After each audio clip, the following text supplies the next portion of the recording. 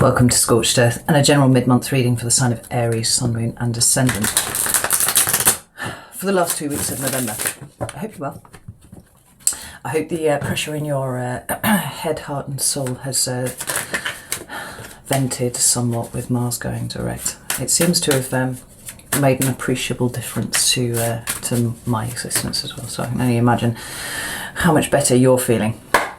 But let's have a look and see what these last 2 weeks of November have in store for you. As with the last month, I'm going to be focusing on the lesson of the energy that you find yourself sat in at the moment, right? If you don't understand what I mean, it will make sense in a minute, I'm sure. So, can I have 3 cards for Aries current energy, please? Right, so the first one is the Four of Swords, and this is really, really interesting because when I did the little meditation that I do before doing any signs reading, what I actually felt was incredibly peaceful, though there were no messages that came through particularly, but it just felt comfortable, you know. The second card that we've got is Justice, and I like the fact that that's there too. I'll explain why in a second. This. Oh, and the Lover's card. Oh, this is very interesting indeed. So, in your current energy at the moment, peace has been restored, right? Your natural state almost has been restored.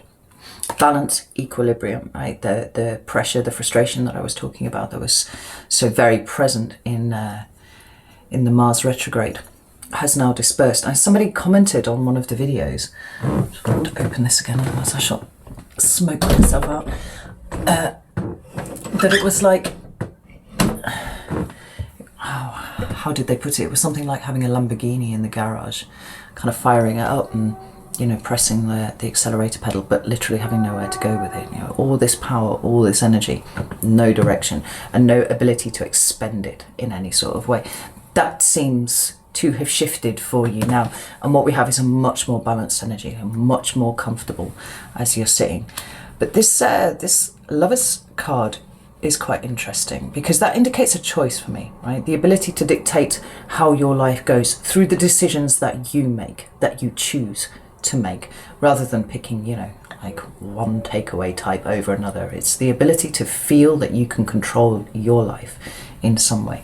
And this seems to be very, very strong with you at the moment. Like I said, I think this Mars going direct has done all sorts of good for you.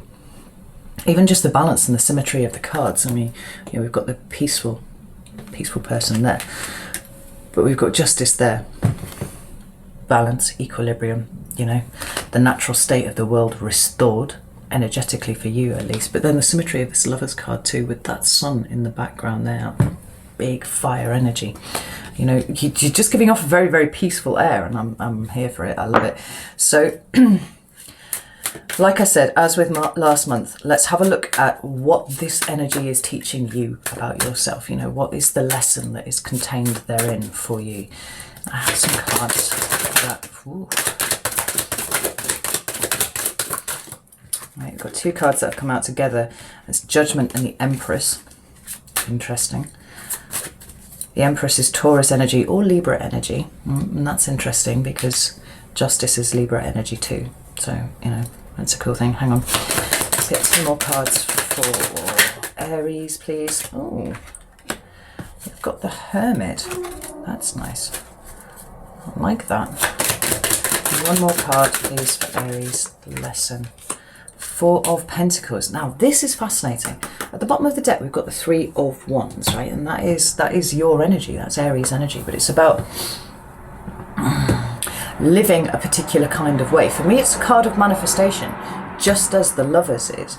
Because the Lovers is deciding that you're going to make those choices that affect your life in one way or another. And the 3 of Wands is about actually getting out there and doing it, right? If the 2 of Wands energy is a crossroads, do I go this way or the other? You know, it's internal contemplation of a route. This is picking your direction and going for it, you know, going with it, certainly. But we come to the lesson, and it's interesting how much Major Arcana cards have come out here for you, because the Mars retrograde energy wasn't just to torture you, and I'm sure many of you felt like it was. I know I felt like it was at points. It was teaching you something very deliberate, right? we've got these two cards that have come out together. We've got the Judgment card there, and that can be about resurrecting old situations. It can be, you know, the past coming back to kind of haunt you in some sort of way. But as it's sitting here, it's sitting like literally underneath this Four of Swords here for me, right? Those of you who managed to navigate this energy the best, I'm not going to say it was comfortable, but those who navigated it the best were those ones who had an appreciation of the fact that whatever they tried to do, they weren't going to be able to move in the way that they wanted to. So the best use of the energy was to sit still and contemplate everything, everything. And for you particularly, I think it was about kind of backtracking, doing a bit of investigation about what it was that was actually driving you in a particular direction in the first place. Because it may be that now Mars is direct, that the last 2 months have given you that ability to kind of consider lots of things from lots of different angles, appreciate just how important movement is to you as a sign anyway. And perhaps you've come out the other side of this energy with a slightly different idea about where you want to go, or a deeper understanding of what drives you, you know? Because this energy here is about fertility and abundance, right?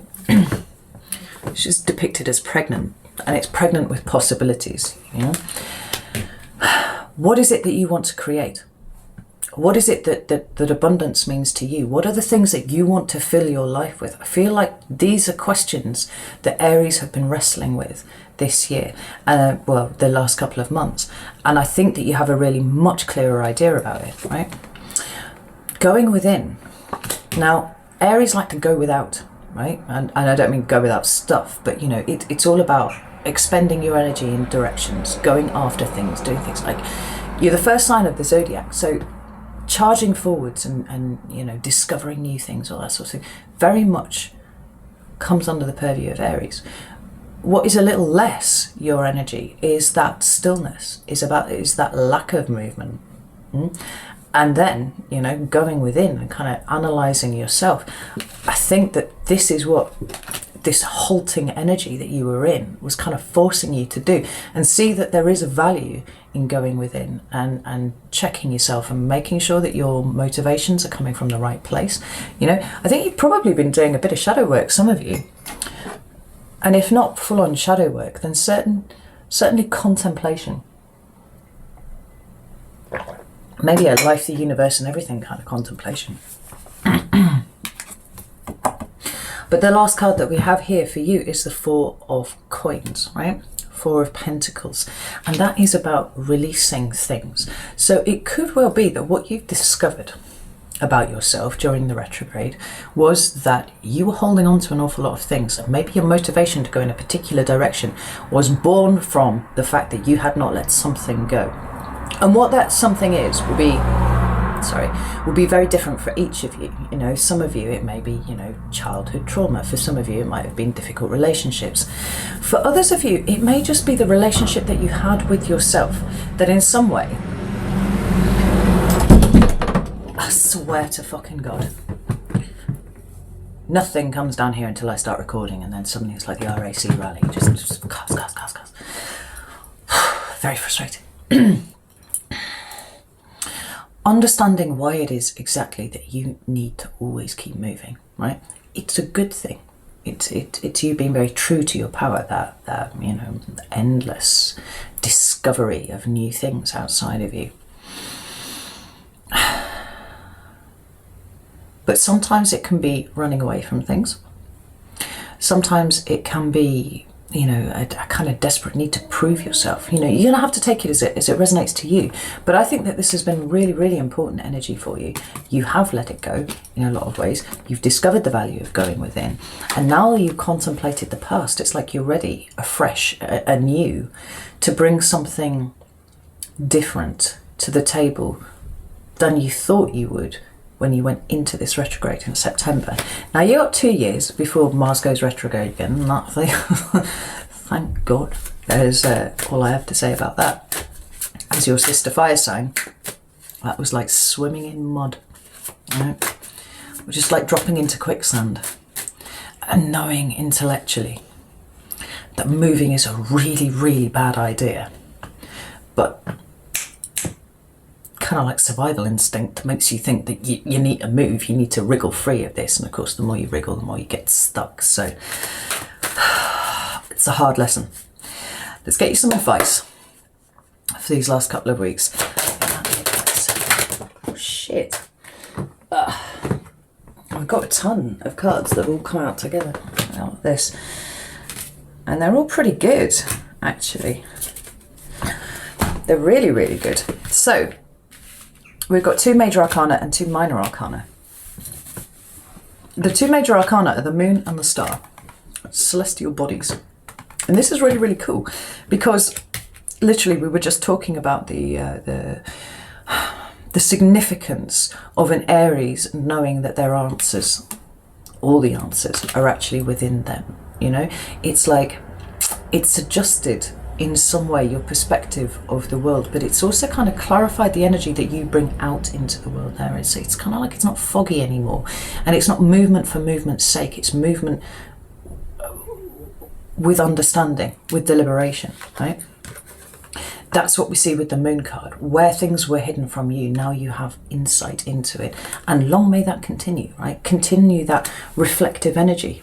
It's literally a mirror, you know? Don't stop looking inside of you and seeing what that is. But the star then is some energy outside of you, right? It speaks to me about connection and the importance of connection. It indicates hope and healing and all of those kind of things as well. But connection is the meaning that I come back to the most, you know? As within, so without. That's how those 2 things feel there, right? The better you understand your inner workings, the more effectively you can show up in the world, the more connected to the world that you can be, you know? And it is nice being at the front, right? And you're always at the front. That's cool. But there's a sense of you almost working a little bit more for the collective now, because you understand your own individual motivations better. It's funny, this has come out in every single reading that I've done for the signs, for the mid-months, is the need to tell you that what you fix in yourself, you fix for the collective.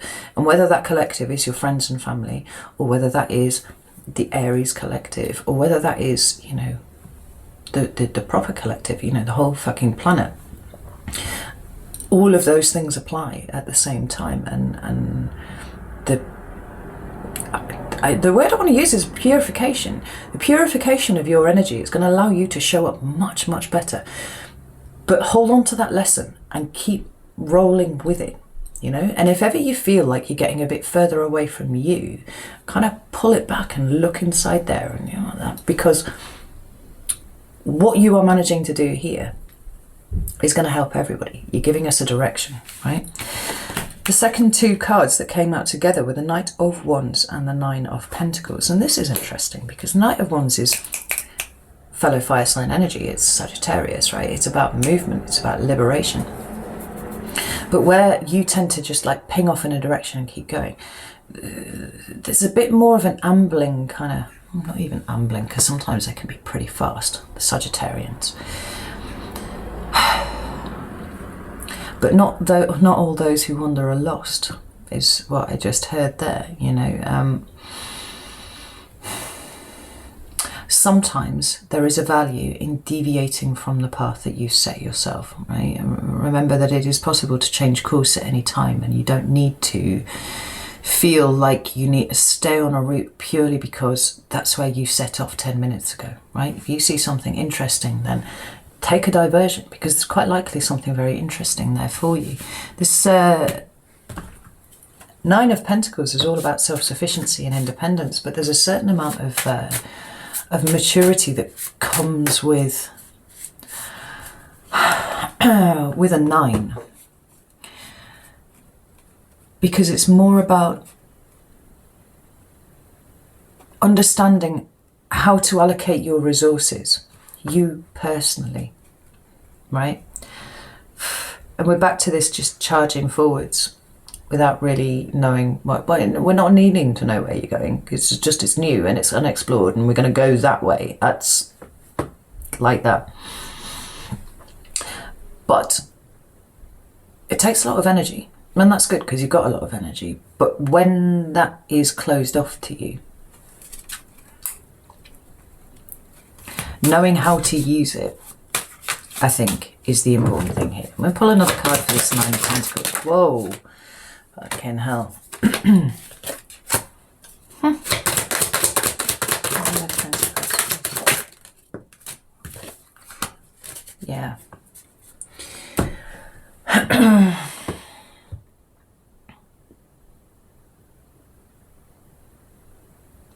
And part of that is just understanding that you're not an endless well of energy. As much as you would like to be, and as much as you feel like you are sometimes, people can deplete you. And to a degree, you kind of allowed them to do it because it doesn't occur to you that you can kind of just go, no, actually, I'm busy over here. I'm not saying that Aries doesn't know how to stand up for themselves, because you do. But there's an indication here that there have been some relationships around you that have been extremely burdensome. Okay? And perhaps this clarification, this purification, and it is purification by fire, is what I'm seeing here, of your energy is allowing you to see where there have been people, specifically people around you, that have been a drain on that, a burden on that in some sort of way. Feel free to let them go, you know. Maybe some of them have already, and what you've been worrying about is why they went, right? If they're gone, they're gone. Just let them go. It's fine.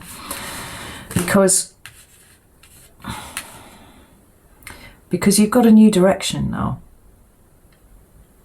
And like I said, it doesn't have to be a straight line. There can be, you know, an ambling around here, but we've got this Gemini energy.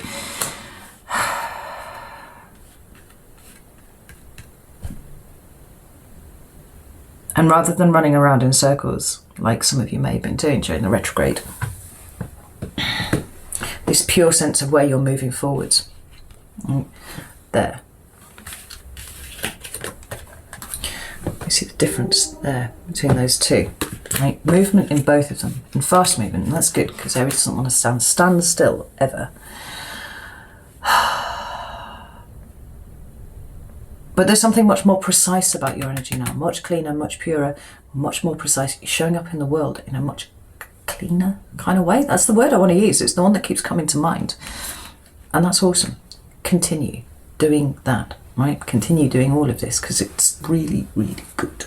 I love it, all of it. So I'm going to leave it there, Aries. I hope that this, that you found something useful here for you, if not just validation of what it is that you feel inside anyway, because as I see it here, and there's a lot of major arcana, you know, and obviously when you've got a planet that doesn't retrograde very often doing it, you know, there are huge lessons for everyone in that, and for your sign particularly, that was, it was a bit like having a boot on your throat, I think, for a little while there, but coming out of the other side, much, much better, and I love it, so I'm really excited for you. So, yes, gonna leave it there. Know that I love you all very much, and I'll see you soon.